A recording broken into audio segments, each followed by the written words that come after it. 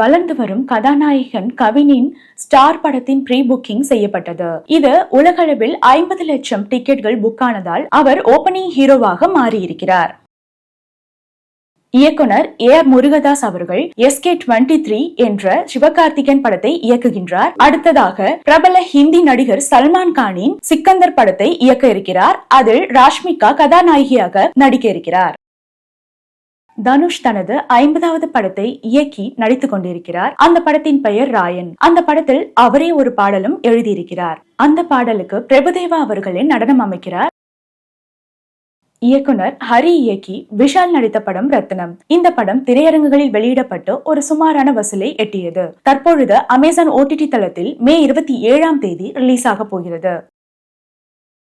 தமிழ் தெலுங்கில் முன்னணி நடிகையாக இருந்த சாய் பல்லவி 2 ஆண்டுகளுக்கு பிறகு நாக சைத்தன்யாவுடன் நடித்துக் கொண்டிருக்கிறார். அது மட்டுமல்லாமல் சிவகார்த்திகேயன் 21வது படத்திலும் கதாநாயகியாக நடித்துக் கொண்டிருக்கிறார்.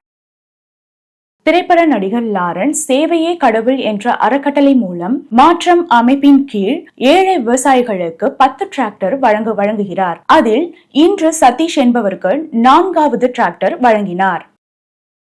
விஜயின் தி கோட் படத்தில் சிவகார்த்திகேயன் கேமியோ ரோலில் நடிக்க இருப்பதாக ஒரு தகவல் வெளியாகி உள்ளது. ஆதலால் அவரின் ரசிகர்கள் மகிழ்ச்சியில் திளைத்துள்ளார்கள். ராதிகா சரத்குமார் தனது நிறுவனமான ராடன் மூலம் வசந்தபாலன் இயக்கத்தில் தலைமைச் செயலகம் எனும் வெப் சீரிஸை தயாரித்து இருக்கிறார்கள்.